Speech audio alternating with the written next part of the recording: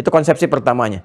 Ya, jadi jangan ditampilkan bahwa itu akan sama dengan imajinasi sehingga menjadi fiksi dan sebagainya, tidak, berbeda. Makanya Nabi langsung mencegah dari awal. Ma la ainun ra'at wala udhunun sami'at wala khatara 'ala qalbi bashar. Kata Nabi, suasana surga itu enggak seperti yang kita pernah lihat keindahan di bumi ini ataupun kita keluar angkasa, ya, ataupun wala udhunun sami'at, enggak seperti halnya yang kita lamunkan, kita dengar begini itu kita lamunkan. Wala khatara 'ala qalbi bashar, kita imajinasikan, tidak.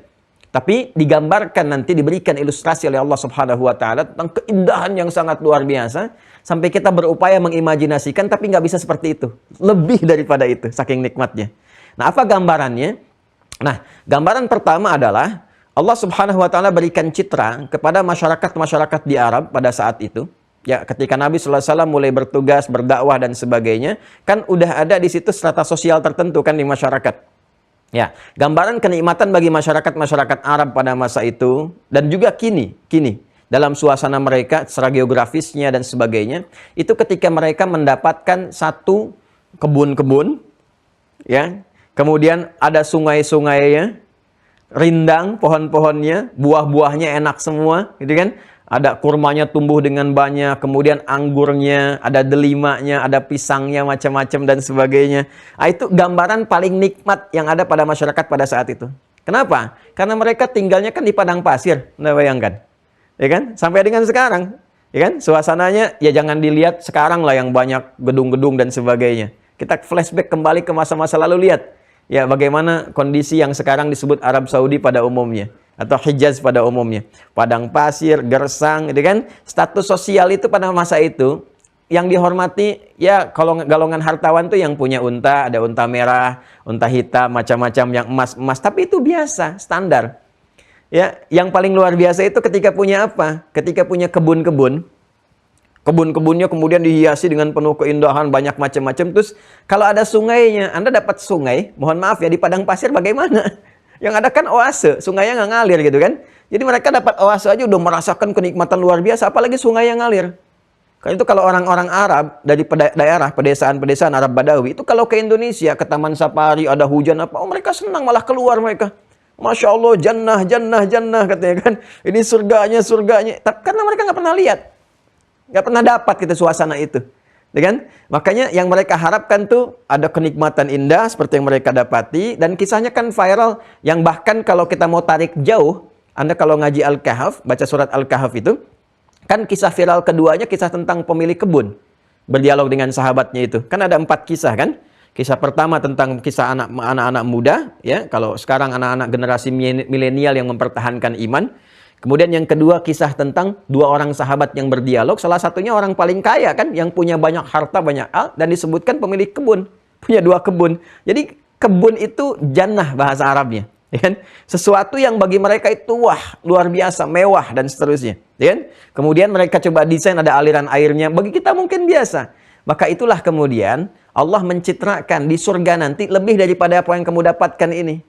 Ya, sungainya bukan sungai biasa. Nanti ada sungai yang susu, kan? Yang dari ini, dari madu, dari macam-macam, yang manis, yang segala rupa, yang rasa-rasanya macam-macam. Dan ditampilkan buah-buahannya begitu rindang. Kadang-kadang kelihatan warnanya sama semua, tapi rasanya bisa beda-beda. Ya, maka diturunkan nanti ada ayat yang menyampaikan tentang bagaimana ada pisang di situ, ada delima di situ, rumman, kan? Kemudian ada apa lagi? Ya, ada anggur-anggur, ada macam-macam segala hal disebutkan keindahannya itu. Itu citra yang ditampilkan untuk memberikan kesan bahwa, hey, ini kamu di dunia masih biasa, surga tuh lebih indah lagi nanti. Kayak yang seperti kamu gambarkan sekarang. Maka turunlah misalnya ayat pertama tentang surga di Al-Quran, surah kedua Al-Baqarah, ayat 25. Coba Anda lihat di situ. Quran surah kedua ayat 25. Al-Baqarah ayat 25. Nah, wa basyiril ladzina amanu wa 'amilus shalihat. Dan berikan kabar gembira. Ini Masya Allah, ini ayat sangat mahal sekali. Ini rahasia terpenting ya yang jadi pembicaraan kita di subuh ini. Di antara yang terpenting nih. Jadi Allah tuh ngasih kepada kita info di awal. Ngasih kabar gembira dengan kepada kita semua yang kitanya belum wafat. Jadi ayat ini diturunkan oleh Allah kepada Rasulullah untuk disampaikan kepada sahabat-sahabatnya, diteruskan kepada generasi umatnya. Kan ketika disampaikan belum meninggal. Ya kan? Maksudnya apa? Maksudnya kita masih punya kesempatan mewujudkan itu. Setelah wafat cuma penyesalan. Kenapa dulu nggak maksimal? Kenapa dulu nggak kita bisa mendapatkan surga tingkat yang lebih tinggi lagi? Ya kan? Mumpung masih hidup sekarang, kita maksimalkan. Kata Allah, Muhammad SAW berikan kabar gembira. Untuk siapa? Alladzina amanu. Semua orang. Jadi semua kita ini punya peluang, punya hak untuk mendapatkan kabar gembira yang diberikan oleh Allah. Itu hak kita.